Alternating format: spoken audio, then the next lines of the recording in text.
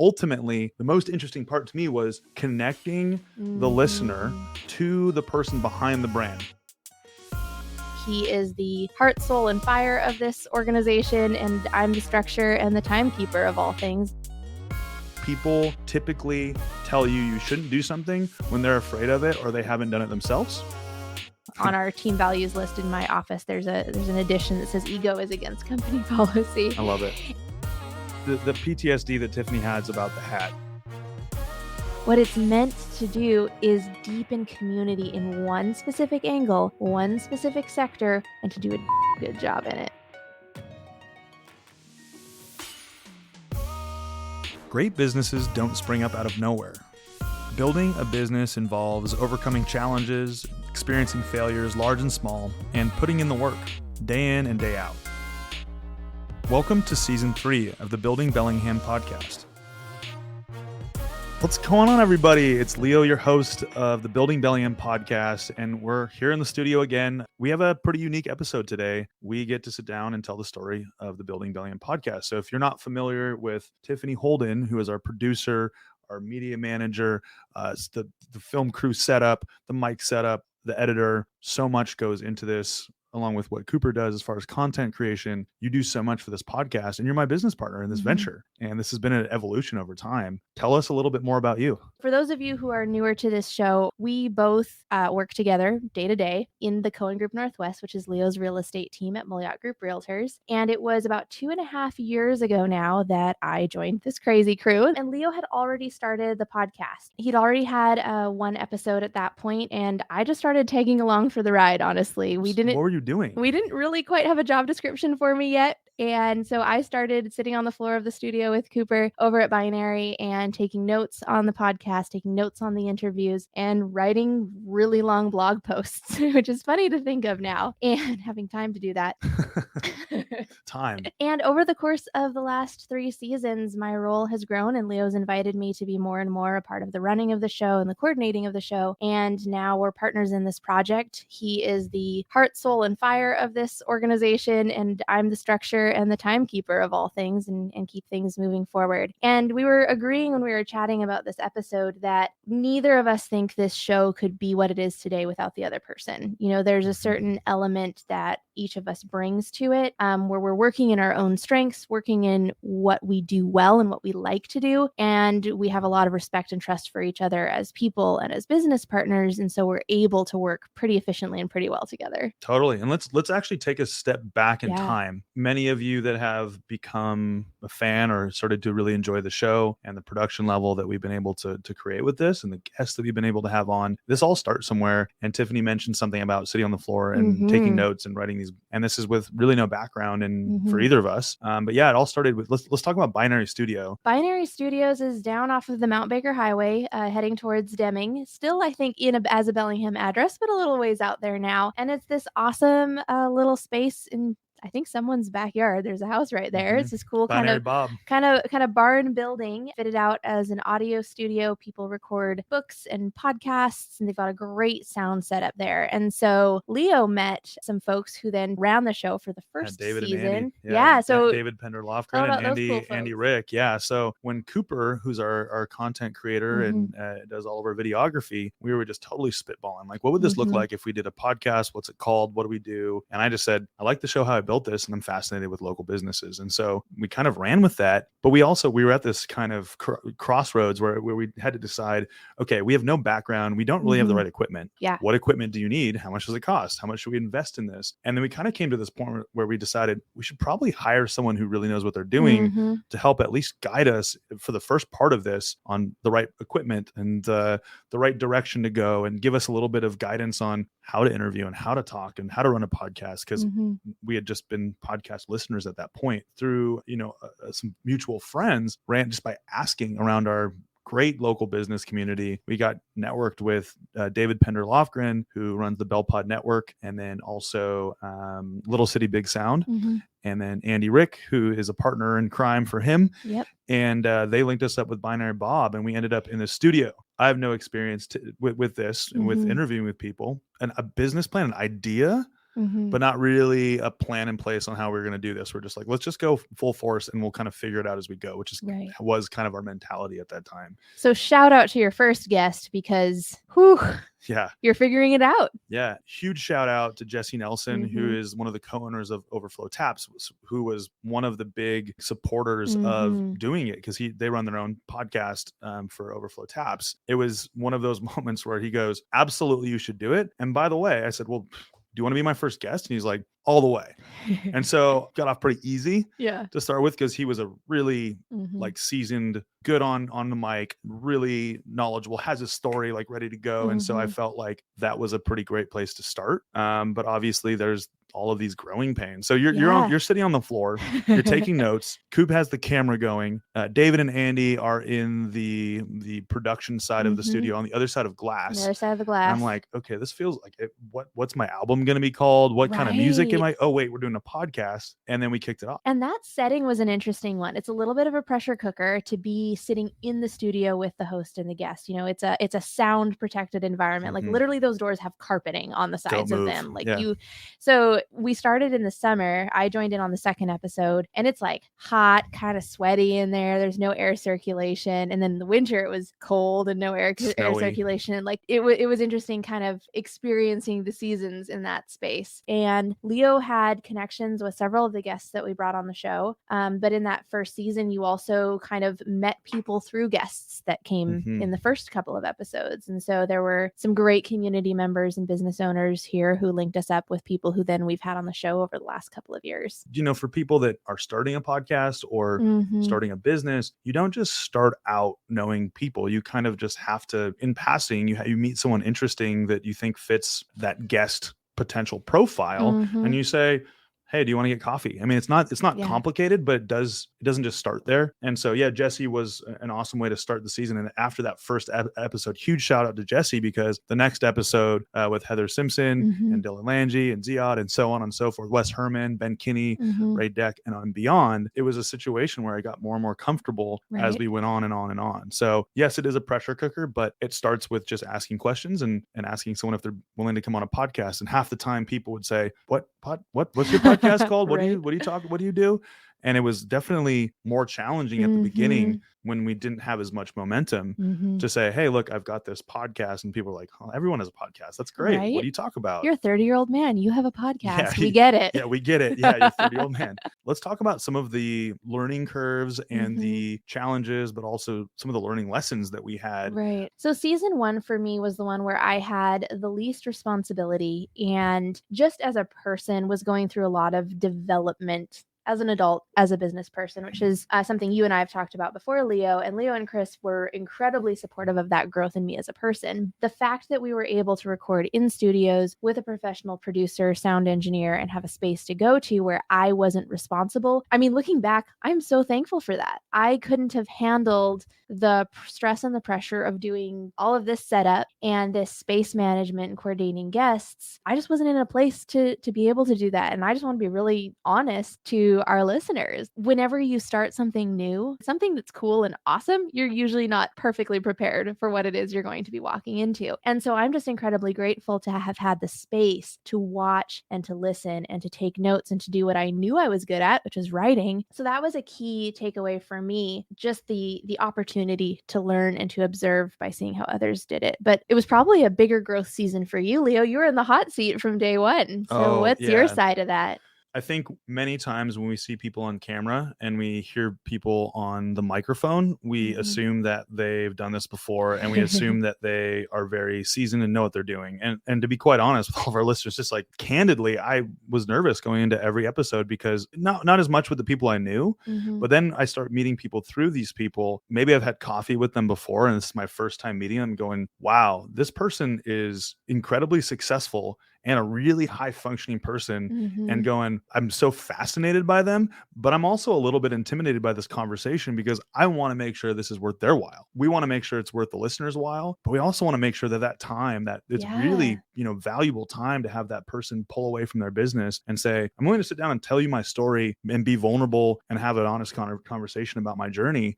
And for me, I wanted to perform. And so it's this like narrowing down for me. I joke with Tiffany that like when I get on the microphone, I kind of black out and I'm like, we walk out of there. She's like, that was great. And I'm like, what was great? Like what happened? What did I say? Yeah, what did I say? But it's, over time, there's this kind of with people you don't know or just getting to know, there's this kind of ramp up of about, I don't know, 10 to 15 minutes that as an editor, you probably notice. It was kind of fascinating to start to recognize once we had a chance to look back in like kind of a 100-foot view, 1,000-foot view and say, our ramp up is typically about 10 to 15 minutes. And then we get in the zone. The blinders get on. I don't even realize that Tiffany and Cooper are in the studio. They're just observing. It's this really intimate conversation. And so really pushed me as a person to make good use of time, not ramble, try to ask as good of questions I can and keep digging deeper. And so that was one of the things that David would message me. I had my MacBook and he would send deeper, dig deeper, dig deeper. And that's when that the phrase that Tiffany made fun of me for, which is let's dive in or let's dig deeper on this, which a little bit more. It was just, really important pressure from David. Is very valuable pressure to say, that was a good question, but you can dig deeper. Let's make this an A+ question. So I would say from that perspective, that first season was like throwing myself into the mix and throwing us all into the mix and saying, we don't know what we're doing. Let's try it. Let's just give it our best shot. And I thought it turned out really well. The sound quality was great. And that was something that I think we all agreed upon, was that we wanted to make sure that if nothing else, if the questions were B+, that the sound quality was not something that someone would listen to on the other end and go, like crackly. Because I know it bothered me, because we had this conversation. It really bothered me to hear other podcasts that didn't have proper sound quality. And so we were willing to spend the time, effort, and money on doing that. Do you remember the episode with Wes Herman where it was snowing? It was snowing. We had to reschedule due to some conflicts. And so when we found another date that worked with everyone's, we're talking like 6 schedules at this point, dumping snow that morning. It was an early morning recording, like 9 a.m. because it's only in the last couple seasons that we've recorded always on Wednesday afternoons. In the first season, it could be kind of any day of the week and almost any time of day. That one was a morning one. We all met up at our office at the time. Cooper and I piled into Leo's truck and went like traipsing down the Mount Baker Highway in the snow. We were all freezing and it was great. It was like one of those days where you want to just drink hot chocolate and like play with your nieces and nephews kind of a day. And we go bouncing down to Binary, and Wes had brought coffee for all of us from Woods. Steamed cold brew. It was something that we just found out about. He said, if you like cold brew, you need to try steamed cold brew. I'm bringing you a cup. And that was just like awesome. And so that one was the coldest shoot day. The warmest shoot day was Heather Simpson. That was in the summer. I think it was the August episode of that year.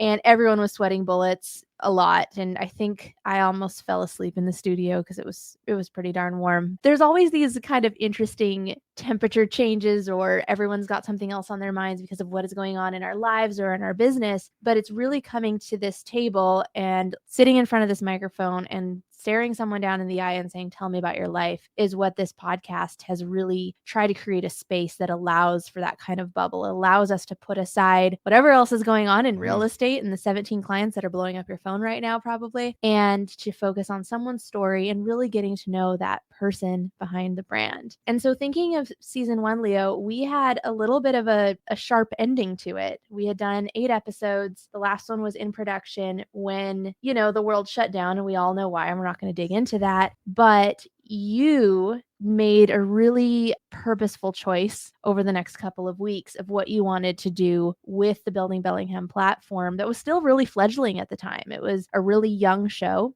You decided to sit in your second bedroom and keep going.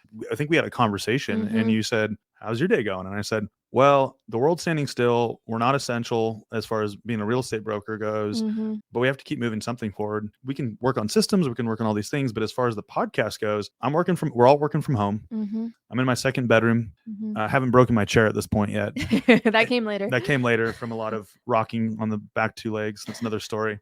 But I decided, you know what? I'm really curious more than anything. What are people doing to sink or swim? We talked a lot about in the first season about the whole story and these challenges and resilience and how people pivoted at certain points in their career to go from left to right and figure out how to keep continuing upwards, right? We just found out about Zoom.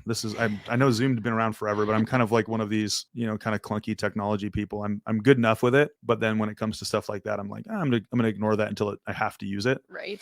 And I said, you know what? I'm just going to sit down with, I think the first episode had 9 people on it. Yep. And huge shout Everyone Leo knew. No. It was like mostly, it was all of the business owners that I had kind of met, and some had been guests on the show. And I said, how many people can we have? Like, this was our boundary stretching moment. Right. And it was great. And all the guests were awesome. But Tiffany I think you were making fun of me because it took like 10 minutes, 15 minutes to get all the introductions done, which was, I was sweating bullets on that one for sure, because we didn't have a system yet in place for that. So that season, you know the number. How many episodes did we do? Approximately 45 episodes, and some guests were duplicates because you did a lot of like group conversations, or you'd have 2 or 3 guests on at a time, and a lot of them were one-on-ones. So you had over 50 guests and possibly closer to 60 guests, but 45 episodes. At the start, which I totally hit a burnout with, being completely honest, it started out with almost every day. Day. Well, the real estate world is kind of on hold for a minute, and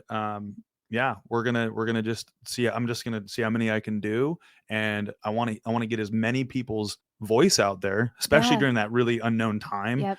How can I help other business owners get their voice out there and really express what their challenges are, their hurdles, and then convey that message to the people that were like the 5 people that had listened to our podcast before and say, here's what these people need. So is this community connector platform. And I just told Tiffany, and Tiffany knows this about me, like I get obsessive about things. When I latch onto something, I just go and go and go until I burn out. And that's kind of what happened with this. Between the one-on-one calls and the industry specific calls. So we would say, all right, let's interview everybody in this specific industry. And I would just get in touch with every single person that I knew that I thought would be a good candidate. And so, if we compare season 1 and 3, where we're in the studio, we're now relying on technology, and that adds a whole nother level of stress. To like setting up, making sure the internet connection's good, making sure the other person's internet is good, and getting on the call early, and then like clicking through all of the things to make it live on Facebook. So these were live. All of them were live. Pivot was a really interesting exercise for you as a host to just kind of ask a lot of the same questions over and over and over again, but connect with these folks and do this Facebook Live from your guest room. And then in that September is when we switched over to the Zoom season, if you will. And that one, you were sitting in our old office at that point, but in the studio down there, and Coop would drive up and you set it all up every single time, be sweating bullets, like you're saying, just make sure that the live stream worked. What was it like for you as a host to transition from getting to sit in a studio space at Binary and talk for an hour and a half to 2 hours with someone, to now doing live stream styles where there's no edits, there's no going back? The final show got edited for podcast streaming, but the original show was live.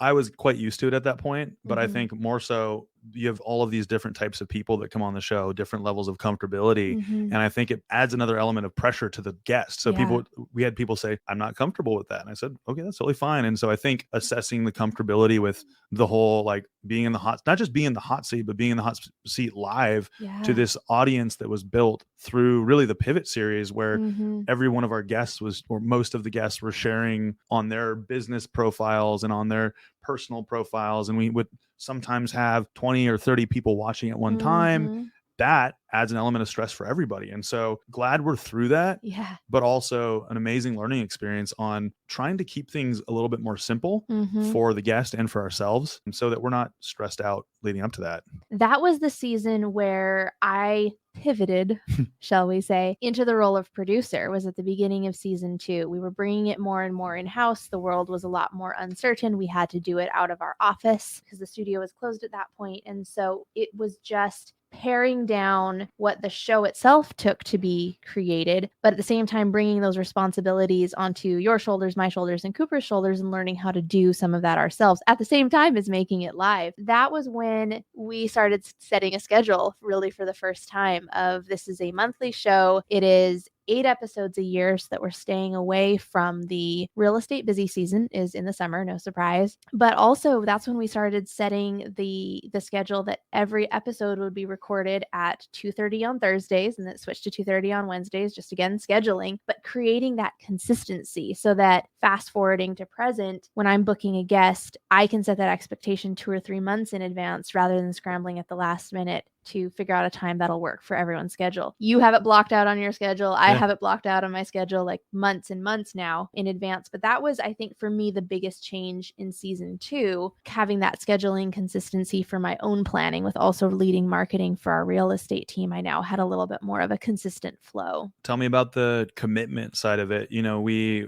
both looked at each other as you were stepping more into this producer role and had a bigger voice in the direction that we went. Tell me about that role of saying, this is the limit. These are like, this is how long an episode should be realistic. How long our attention, how long is my attention span? How long is sitting here, and how long is our guest attention span? Our how audience? Long am I willing to edit? How long is Tiffany willing to edit? And there was, you started creating these parameters, which give our guest a little bit more, they get choices on when they can come in when it works for them, but it's within this like pretty straightforward system that makes it a lot simpler for us to operate. Tell me about that. One thing I've learned growing into more of a business role versus being, you know, in retail or an early job out of college is that busy people do not like too much choice. They want to be told, this is the structure. Here are 2 options or 3 options. What works best for you? We don't like long text threads of, oh, maybe this day will work or maybe that day will work. None of us have time for that. If we're on board with being on this show, thinking of a guest perspective, but we're also the CEO of a multi-million-dollar company, we don't want our assistant to either have to be running back and forth between everyone's calendars to see what works. And so I try to come up with something that would be consistent so that whether I'm speaking with the CEO themselves or with one of their amazing staff members, I'm not having to ask a lot from them. I can say, hey, here's what to expect. Here are the things we need from you, like a headshot and permission to be on your grounds to shoot a promo video. You don't have to be there. You don't have to talk, just permission to be there. And then here's when you show up. Here's 2 dates. Which one works best for you? And I'll send out a calendar invite. And doing that upfront work and setting those expectations also then prepares the guest so that they know when they arrive, we're not going to be scrambling unless if tech dies, which we all know is a possibility, but we're not going to be scrambling and disorganized, and Leo's not going to be on 3 phone calls in the middle of the shoot because something came up. We are showing that we're committed to that schedule and to that consistency as well. And so they can expect an efficient operation, one that is easygoing and it's warm and it's welcoming, but they're going to be out on time and we're respecting the time commitment that they're giving to us as the producers and creators of this show, but also to our community. They're giving their time to share their story with you. And that's where the editing side came into. So for the length of the show, I frankly didn't want to wade through 2 hours of recording. If we record for an hour to an hour and 15 minutes with a guest, it takes me 6 to 8 hours to take that episode and turn it into what you hear on Spotify or on Apple Podcasts. Because this isn't either of our full-time jobs, it didn't make sense for us to do a weekly show or a bi-weekly show with how much time it takes to bring in a guest and get them all sorted out and have a promo video go out too. Because this show, as with everything we do at the Cohen Group, it's not a one-off situation. We try to build a system around it. We try to build marketing and branding around it and create its own world or its own entity. And that needs time to nurture and consistency so that people know what to expect. You just said 2 of my favorite words, and I think marketing and branding. Yes. Let's kind of backtrack a little bit to when you first came on board. And I think all of our platforms were being marketed through the Cohen Group Northwest. Our pictures with our podcast guest, or like a selfie or a video. Hey, we're just sitting down in the studio. All of that was through the Cohen Group. And we had this kind of tipping point. This is early on in your involvement. Yes. But we made a decision between you and I and Coop to create its own brand. Why was it so important to separate the 2? To you as a master marketer, what's the importance of having the 2 brands separated? Right. I'm going to push this back a little bit because at the time I was not marketing. Right. I was sort of learning along with everything that the 2 of you were doing. And we were learning together a lot about brand and a lot about what it means to market from a brand perspective versus from a sales perspective. Along the way, we realized that our audiences are going to be slightly different, right? Somebody who is committing to following a business podcast on Instagram, sorry, Leo, they don't want to see the houses that you have for sale. Nope. And then somebody who's following the Cohen group because they're interested in our How to Buy a Home series or the houses that we have for sale, or getting to know our team if they're considering hiring us for our real estate knowledge, expertise, and services. To be frank, they don't necessarily want to hear how someone branded their own business or how the challenges that somebody went through to build even an iconic business in our community. It's okay to have split interests and separate interests, and you don't always want a full package deal. And so separating out the podcast, it just made sense. Really early on, it was just Facebook and Instagram that had the podcast platforms. And then after that, we added Twitter, LinkedIn, and then its own YouTube channel. And so starting about a year ago, I think it was, we had a separate Building Bellingham YouTube channel and really completed the divide between the Cohen group and the Building Bellingham podcast. And so it was kind of gratifying. A couple of weeks ago, I had coffee with a fan of the Building Bellingham podcast. He hadn't clicked or realized that I was also a real estate broker. He knew me from the podcast. He knew me as the producer. And while we want to integrate those things because they're true to you and true to me, that we do real estate and we do this podcast, that's not the purpose of the show. And so that was great to hear. He's there for the podcast. He's enjoying the business content. Oh, by the way, we also sell homes for our day job. Yeah. And one of the things that you and I have gotten really, really clear on, and that's why we work really well together. We're both purists on that. And I think, and I'm really proud of that because, you hear many podcasts that are really good. And then you hear others that are also good, but they do these shameless plugs. And we really wanted to steer clear of that because we just wanted the content to be good. It was as simple as that. We wanted to be good content. I wanted to get better as a host, and we wanted to make sure that it was laid out so that the guests could share their story as easily and effortlessly as possible. We just stuck to the purest side of how we do this. And so, and we made it really clear early on that we don't want to do advertising that takes away from that core value of it, right? Exactly. It's a 45-minute to hour-long show, and there's one 15 to 20-second ad, so to speak, in the middle. And I have, I think, 4 ads on rotation right now, one for each episode. And literally, like, one of the ads is, oh, by the way, we also do a newsletter for the Building Bellingham podcast. I mean, that's hardly a sales plug. Hey, everyone, it's Leo.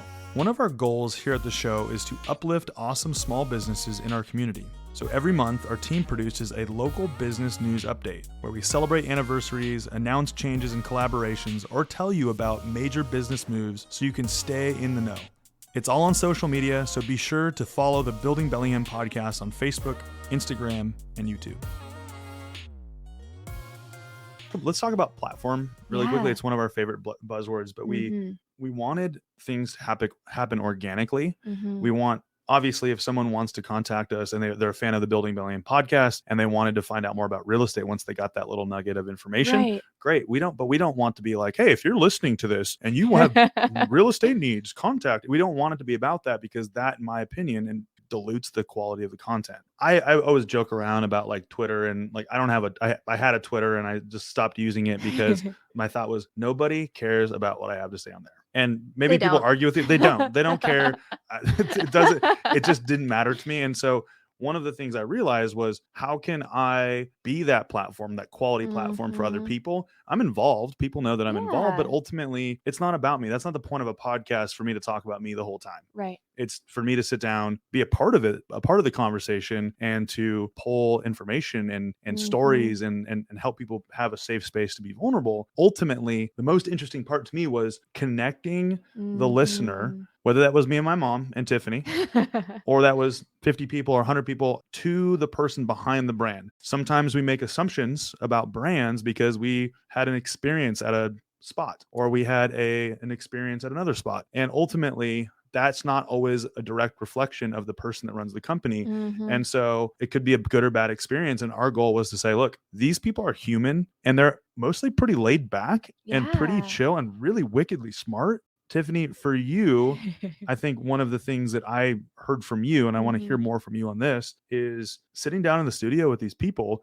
who the brand. You're like, wow, this person is the one that started this and ran this. And they're pretty laid back. What is that like for you? This one was a big one for me, and I didn't realize how big it was until a few therapy sessions to talk about it. But I grew up in a very respectful subculture, treating humans with respect, right? And being very kind and looking up to people and being a little bit of a people pleaser, not going to lie. But along with that comes a little bit of a fear of people who are influential, people who are powerful, because you feel like you're bothering them. You're never going to be smart enough. You're never important enough. You're not all these things that they are and have earned. There's a certain pedestal that I would put well-to-do or powerful or influential, successful people on, whether it was in a more personal environment or in business. Just very easily intimidated. Mm-hmm. I still am easily intimidated. Let's not take this too far. But I think the leveled playing field of seeing people just sitting nose to nose across the table from Leo, talking about a way that they screwed up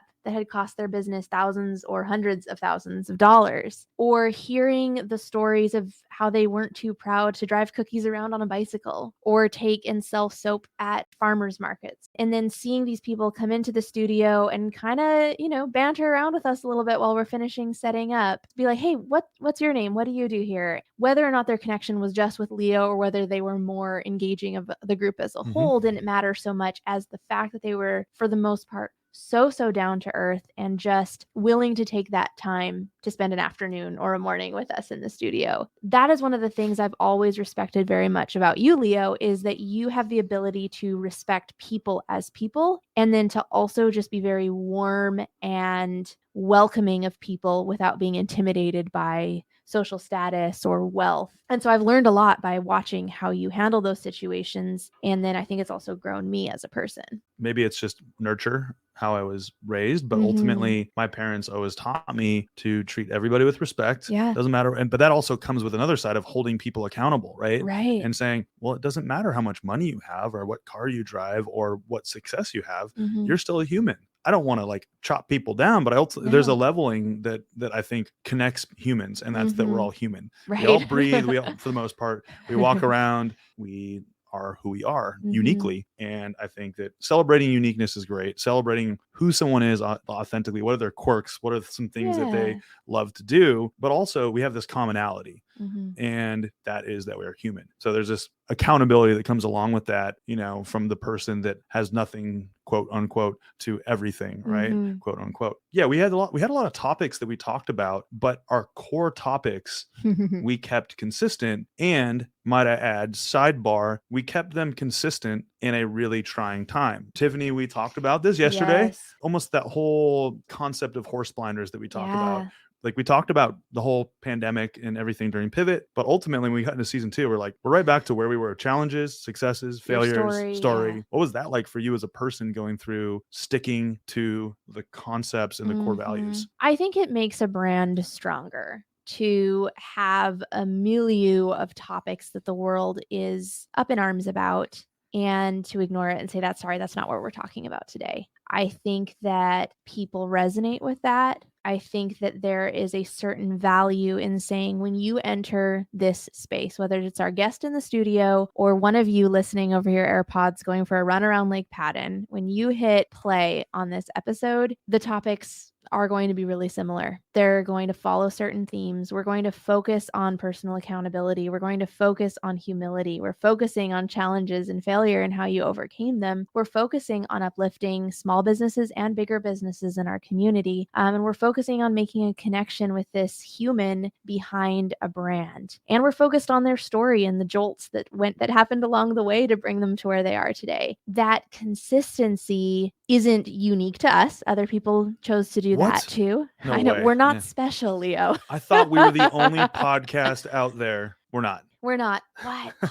But I think you're right. That was one of the strengths of that season. And it really followed a pattern that was instrumental for me as a person. That was something you were saying a lot of in May of 2020, which was focus on what you can control. And then Christopher Lee, our director of ops, one of his big lines of that time was, well, we're just doing the next thing. We don't know what next week will look like, or 3 months now, or a year from now, but this is what we can do today. And this is what we can do tomorrow. Again, it's another angle on focusing on what you can control and staying there. And so the Building Bellingham podcast can't fix the world. Right. And it's not meant to. What it's meant to do is deepen community in one specific angle, one specific sector, one specific group of people that is business owners in Whatcom County, and to do that and to do a good job in it. And your favorite statement of 2020 and maybe into 2021, like you just said, was pulled something from me, which I obviously didn't think this up. Shout out to Ben Kinney for the focus on what you can control. Right. And then also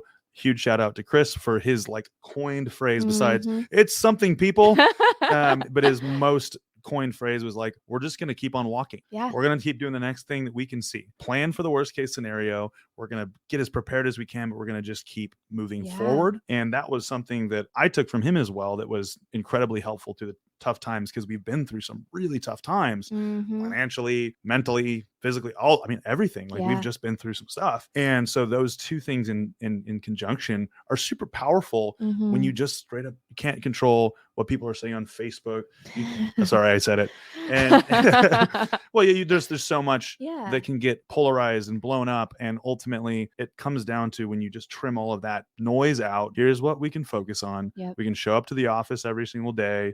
We can hold true to our values when some people are telling us you should be doing this or you should be doing that. Everybody has opinions and suggestions for you, and people typically tell you shouldn't do something when they're afraid of it or they haven't done it themselves. And there's nothing wrong with being afraid of that, but as long as you're not hurting people and you're lifting people up and you're focusing on contributing, there's no reason why you don't need to listen to everybody. You should find people you should listen to, but be selective about that. Right. And we hunkered down at that time and said, we're not going to go outside of this boundary. This is what we're going to do. Maybe some people were upset about not being on the show or being on the show. Or, I don't know, but we just decided this is what we're going to do. Also, you talked a little bit about the intimidation factor. Right. You kind of transitioned to being, instead of me really doing all the networking and scheduling the guests and doing that, to you stepping up and stepping into that role, and brilliantly, by the way, just saying, cool, I'm the gatekeeper. I'm a partner in this. This is the quality. This is what we want. We're going to target this person or that person, and we'd love to have them on the show. And we're going to stick to this amount of guests, and we're not going to have anything outside of this boundary. And we stuck to it. Right. What was that like for you? There were definitely times where that was overwhelming. There's a little bit of this sense, and I'm going to ask you about it in a minute, but this sense of the Building Bellingham podcast is Leo's passion project. This is something that is so important to you. You are the heartbeat of this show and have been for 3 years. Over the course of that second season, I was stepping more and more and more into a management role of coordinating and producing this show and sending you way too many calendar invites. That was a learning process for me to be willing to say, hey, look, I can do this. I'm going to take this over, walking back to my office and being like, okay, now I have to do it. Now I have to deliver. Yeah. Because why would I ask you to trust me with something that you love if I'm not going to take care of it at least as well as you're going to? So that was a huge growth in me as a person to be given that trust. I mean, for some folks listening, there might be this sense of, wow, you're really over dramatizing this, Tiffany. Like, this is a podcast. It's not a business. It's not a house. It's not a child. And that's true. But I think when you dive into a project that you truly love, and when something is more than just a show, it's a creative expression and it's part of your community and it's how you connect with people. I think that it might not be huge in and of itself, but it is truly still a part of yourself. It's a part of your soul that's being played out on this show every month. And so to be entrusted with that as a project is something that I definitely did not take lightly. I think that some of the consistency in the scheduling that I brought into the show was to help protect that. If I know that it's on a calendar and it's on a rotation and we're planning out guests 3 to 4 months in advance, there is less and less of a chance that I'm going to let Leo down. And so that's some of I think what goes into it. As you know, Leo, when I get overwhelmed, I get very, very stressed, and I'm not always very direct, which I appreciate. I have no problem with that.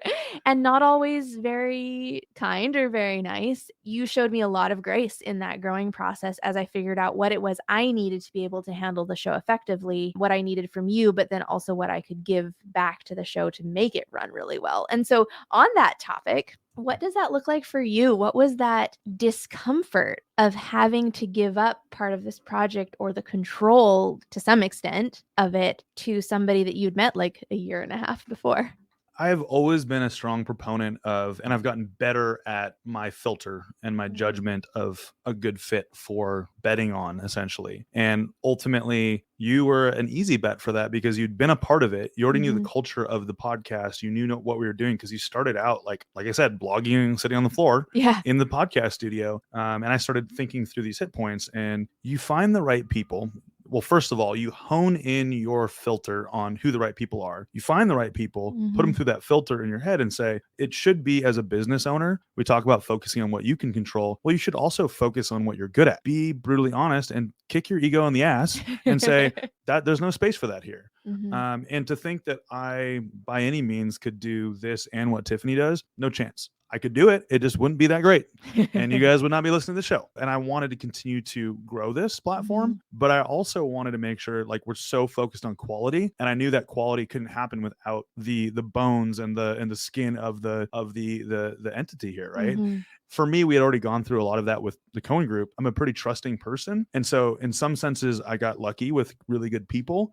But then as I've grown a little bit more and more and built these filters, it's more just experience at this point and going through good and bad decisions. And so that was a great opportunity, great learning experience. But it also, Tiffany, I think, is kind of making it seem like it was a harder decision for me. But if you don't know Tiffany, the coolest thing about Tiffany is that she makes those types of decisions really easy. Now, when we sit down and have any sort of big decision conversations, I already know that she's thought it through. She's gone through a million spreadsheets. She's thought everything through. She's looked at my calendar.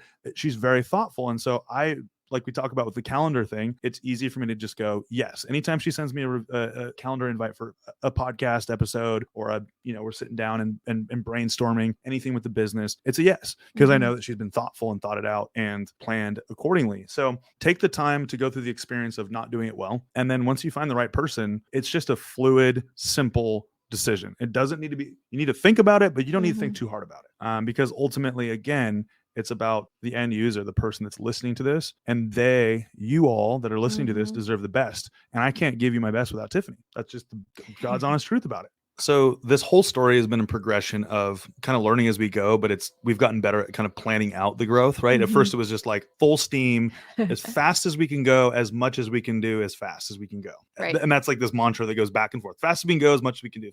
And we try to do that on so many different platforms and levels. One of the biggest learning lessons for me, and probably as well, is that we can't do everything and we can't go 100% on everything because we only have so much time and energy, right? One of the coolest progressions is when after season 2, we had our time in between seasons and we had sat down maybe closer to the end of season 2 and you'd said, I have some ideas for a rebrand. And I was like, I haven't even thought about that. You're already like way ahead of me. What does this look like? And tell me about the rebrand process. Why did it spark in your mind? And what were you looking to accomplish? So we had done a rebrand about 8 months prior for the Cohen group itself. Because I run marketing for the Cohen group, it had made my job a lot more streamlined and it felt more energized because the colors, fonts, images, stylistic guidelines, and all of that were in such alignment with our team values and our team vision. And I wanted to bring more of that into the podcast. We'd been going for almost 2 seasons at this point. It was time to start getting intentional instead of using some of the original, logo and theme music that we had started off with. It was time to now go, cool, we know the basics, we know how to put a show together. How about we decide like what our sound is really like and what our color palette is like and just change it over and change it up. And I think the funniest moment that came out of that was like we went through 8 iterations of the logo, which is still very similar to our original one, just kind of scales it back a little bit. The song kind of came about super easily. That one was fun. And we were jamming out. So when Coop found that sample, we were just jamming. We're like, I'm so inspired. I'm tearing up. This is awesome. And we went through a lot of songs too. And that one was a win, but a pretty easy decision, right? Yeah. But then the color palette, I did like some polls on Instagram. I was kind of teasing that we would be doing a color change. And I came up with a bunch of different color palettes that I thought were all pretty viable. And I was going to have this whole like branding meeting with Leo and Coop and go over all of it and all. And then Leo bought a hat. And I'm wearing it right now. You are wearing it right now. And you walked in and I was like, nice hat. Because hi, nice hat. And we got to talk about this hat, which you really liked. And you had gotten one in blue in our Cohen group color, and then one in this kind of cool, like green color. That was so similar to one of the greens that I had already chosen as an option for our rebrand. So I think it was right then and there, like some random, Tuesday morning, you're standing in the office holding a cup of coffee, talking about life. And I think I popped open the sheet of colors and was like, is that not the hat? This is the same color. Do you want to just roll with it? Yeah. Well, I had been 100% insta spammed for golf hats, and I said, you know what, I'm going to give it a shot and buy these, but I'm going to buy these intentionally with obviously the Cohen group navy blue, which is one of my favorite colors, and then also one of the colors that you'd thrown out that I was really attracted. It was a really attractive color. It was this like sea green. What's the color called? Dark teal, not sea green. I'm useless when it comes to colors. I just make names up. But anyhow, so I came into the studio, I think on different days with different hats, but this particular day was really monumental because this is the day we were like, oh, it's an easy decision. Let's just go with this. It looks good. And I said, imagine the logo on this hat. That would probably look pretty cool. And then so the next part of the story was that I said, hey, look, I'd love to get some patches on these hats. One Cohen group, one Building Bellingham, and tell me about that experience on these Etsy. It was an ancillary project. It was an ancillary project. So like there is a certain aura of Tiffany Holden as being this like super efficient, super coordinated, super organized, like gets the things done very quickly type person. And that's true for about like 5% of the time. And then about 5% of the other time at the other end of the spectrum are these little projects that take me like 3 months to actually pull together. In that time, we had an office move and a few other things going on, not to mention, selling homes in busy season. We found these really cool leather patches on Etsy that were custom to these different logos. You picked out which kind of finish you wanted on them. We probably spent more time than we should have on like different leather patches. Anyways, it was just in the weeds. Totally it was fun. Yeah. But if you know me, I like a good crafting project, and so I got some super glue that can cause diseases and pressed it out, and that's why my head hurts. Waterproof though, which was important for these golf hats. And we made Leo some custom hats, one for the Cohen group, one for Building Bellingham. And the part of the story we talked about redacted documents. The part of the story that the only time I've gotten mad at you. Yeah, the PTSD that Tiffany has about the hat, the dark part of the story, but it also is a light part to the story. I was out with some friends. We were over at Juxt. We're having one of their sampler flights and having some food. A friend of mine, Fernando Tovar, we're having a couple drinks, maybe a few in. One of the gals that he was talking to was like, hey, I know Building Bellingham. I like it. That's an awesome hat. And my first thought was, after a few cocktails, was, here you go. It's yours now. And she was like, oh, well, thank you. She took the hat, and I'm really happy. And so we went through this like kind of moral debate about the hat, which it was our only iteration of the hat. And it's a super custom, stupidly expensive hat, waterproof, by the way. And I told Tiffany the next morning, she's like, where's the green hat? It was like this moment of like, hey, you didn't wear the green hat today. And I told her what happened, and she's like, oh, that was only 3 months of like, putting it off and then ordering, the patches. And I'm like, I'm so sorry, Mom. I'm so sorry. I lost my hat. So now I have another hat. Does not have the Building Bellingham patch. It does have the color. At some point, it may have another patch on there if Tiffany lets me. So, but yeah, that's kind of when you talk about decisions in a business, they're not always these like boardrooms with people doing surveys and, polls. It's not always that way. And that was a really simple decision. I think that's one of the strengths or one of the advantages really of being a small business on the Cohen group side and then a community podcast on the Building Bellingham side is there's not a lot of decision makers in the room. We can make a lot of decisions on the fly because we work so closely together every single day. And we know that we have the team's best interests at heart. We know that we have the team core values. We're all in alignment with that. And it makes it easy to make some of these decisions. And that way we're not just sitting and spinning on, oh, what did this control group say would be the most efficient communication of these core values? It's like, oh, I like this color. It's a restful color. It's different than the Cohen group colors. Let's roll with it. And then, Leo walks out of the office and I'm able to reach out to the graphic designer. I'm able to finalize the branding guidelines, and then we just move on. Right. Yeah. And it's also a pretty cool connection to some of the guests that we've had on the show. So for those of you that have listened to all or some or one of the episodes, the cool part is that there are a lot of decisions that you think would be boardrooms and this, that, and the other, but ultimately they're just, I had to do this. I had to make a quick decision and it stuck. It's not always rocket science. It's typically pretty simple most of the time. And most business owners have to move on the fly, make quick decisions, really calculate risk, but ultimately make a quick decision. We don't have time to just dwell on these things. And you talk about analysis paralysis. We don't have time for that. And all of these people that are much more successful than we are do not have time for that. Speaking of some of these themes that we've heard from our guests and some of the topics that you interview them about in depth, that we've noticed some different patterns that come out. And one that I wanted to ask you about, and I'm going to out you here, Leo. Uh-oh. You did not finish college. Oh, no. Oh, boy. I am going to fail.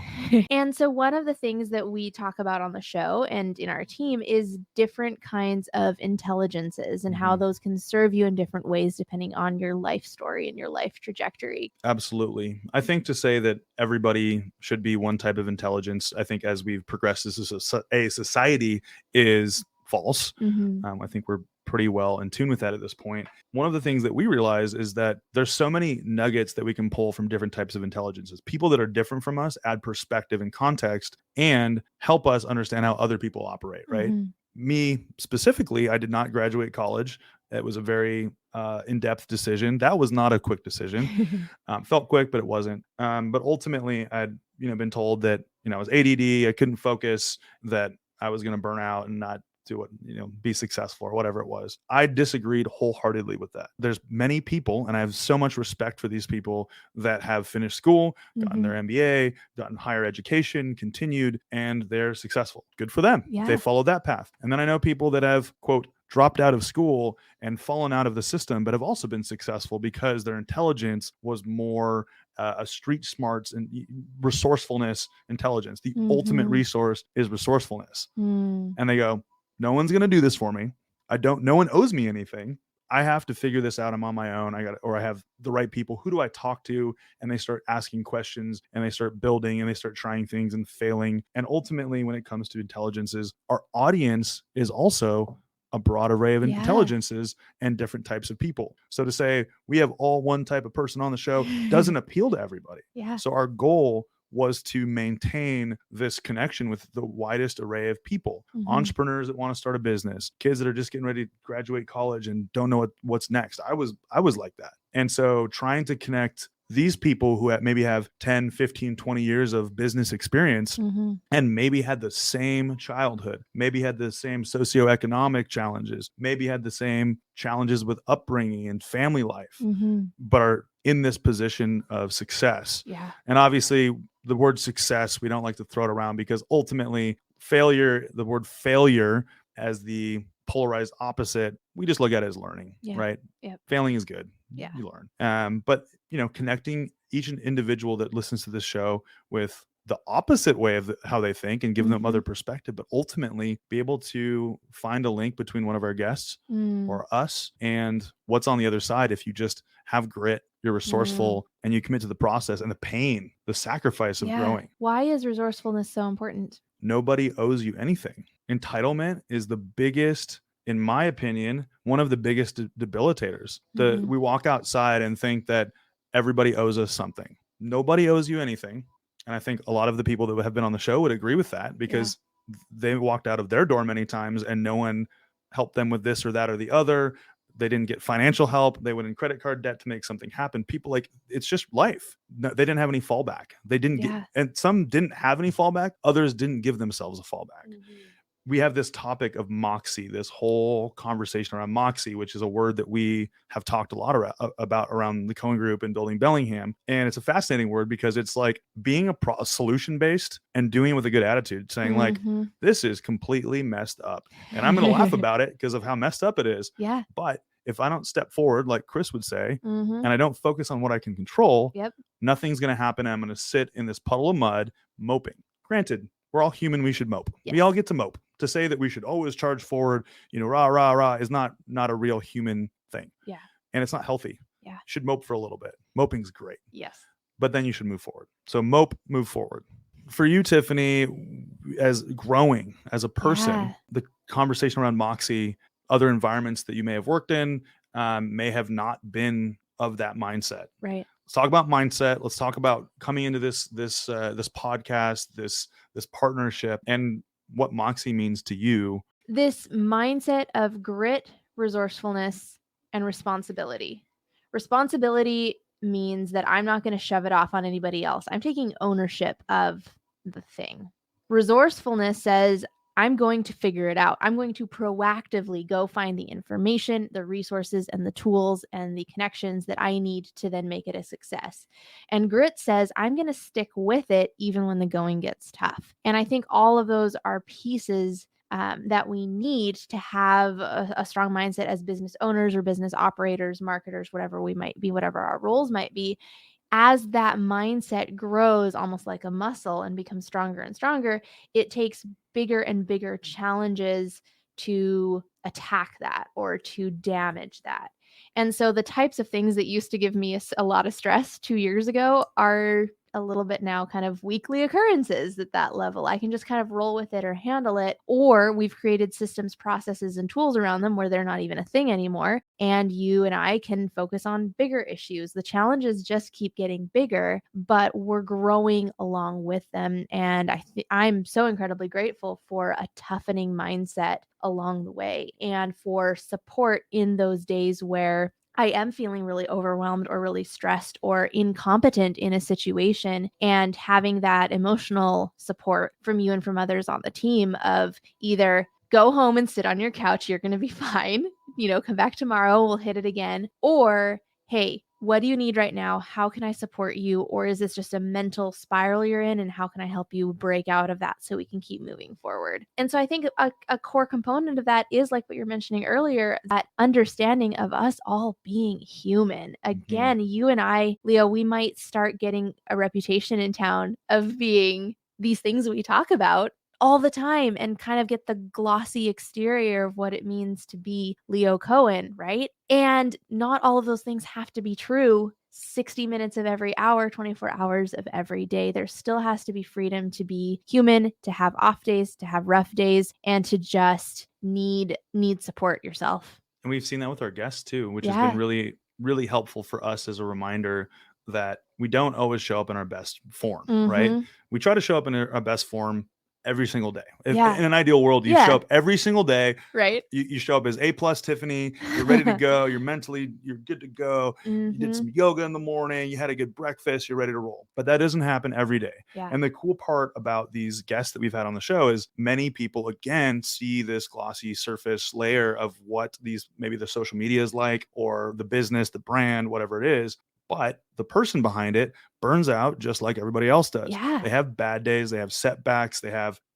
challenges with people they bring into their world. One of the coolest parts is that these people continue to focus on what they can control. They continue to stay laser focused on the vision, the core values, the mission. Many of these people have it written down, and they say, this doesn't fall in within this category, can't do it. And what they're ultimately doing is they're not just protecting themselves, but they're protecting the people that are around them that they've brought into their world to leverage or to help grow. How important for you are people and who you choose to allow into your life? Because we've all been through it where we've allowed negative energy into our life. We've all gotten lucky or gotten better at judging how to bring more positive energy, and we can't always be positive.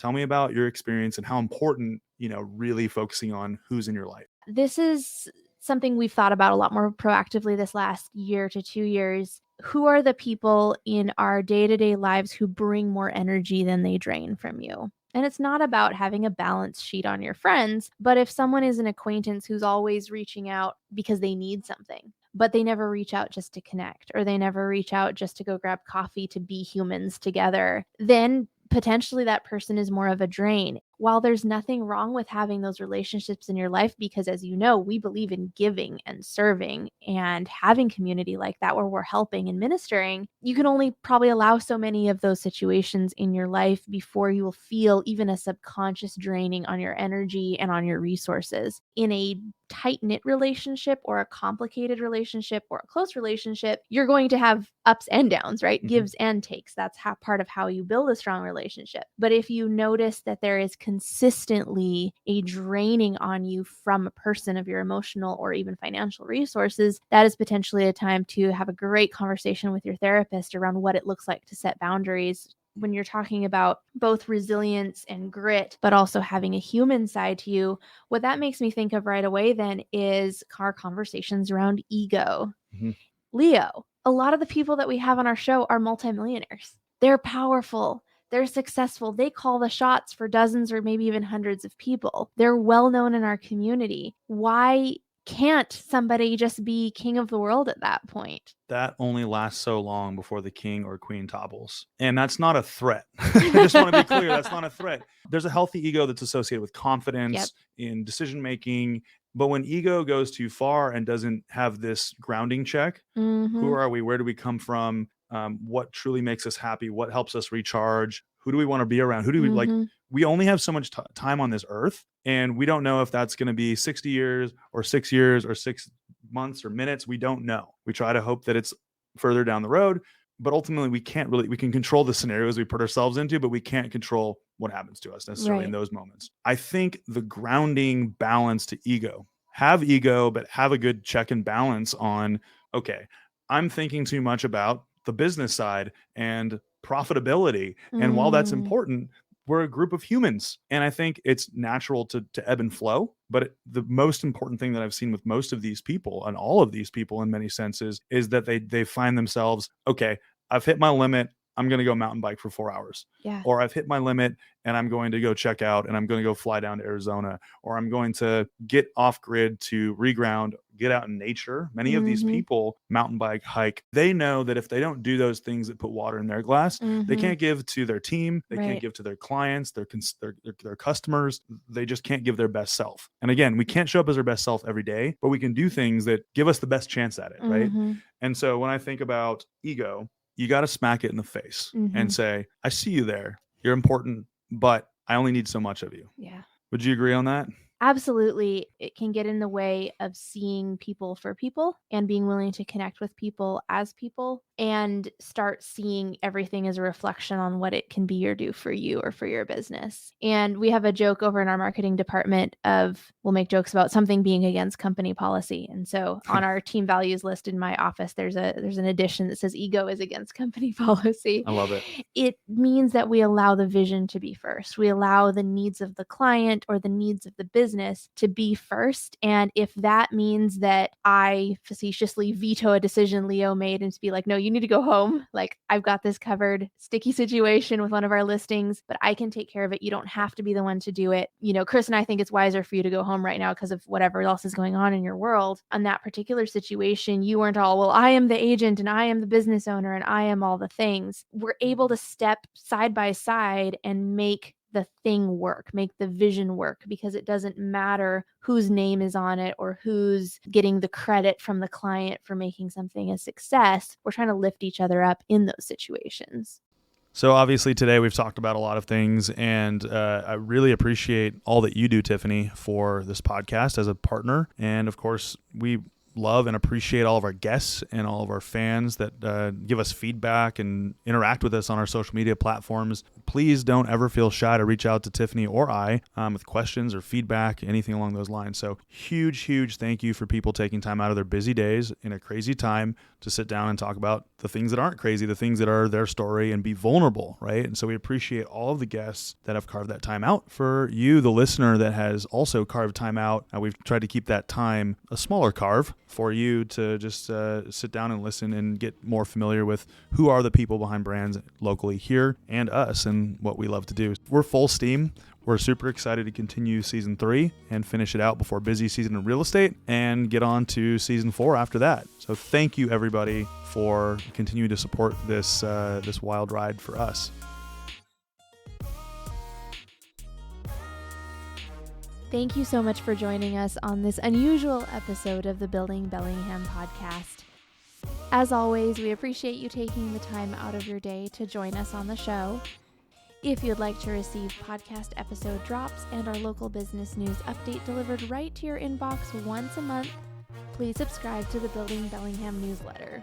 Leo and I both hate spam, so we promise that email comes out just once a month, with some very, very rare exceptions. Like, so rare that I can't think of any examples right off the top of my head. Also, if you would like to hear any specific iconic Bellingham or Whatcom County business featured on a future episode of the Building Bellingham podcast, don't hesitate to DM me on any of our social media platforms. And if you have an iconic business owner that you are connected to that you would like to introduce to myself or to Leo, also don't hesitate. We love to get connected with other business owners in our community, and we look forward to hearing from you. Building Bellingham is a community podcast exploring leadership, challenges, failure, and mindset with entrepreneurs right here in Whatcom County, Washington. You can catch recorded episodes on Apple Podcasts, Spotify, or any of your favorite podcast streaming platforms. Be the first to hear about upcoming guests on the Building Bellingham Facebook and Instagram pages, as well as the Building Bellingham YouTube channel. This episode was produced and edited by Tiffany Holden. Our videography is done by Cooper Hansley. Social media and community support is by Taylor Beal. To learn more about the team behind the podcast, check out our website at www.livebellinghamnow.com or search Cohen Group NW on Facebook, Instagram, YouTube, or LinkedIn. From the whole Building Bellingham podcast team, thank you for listening.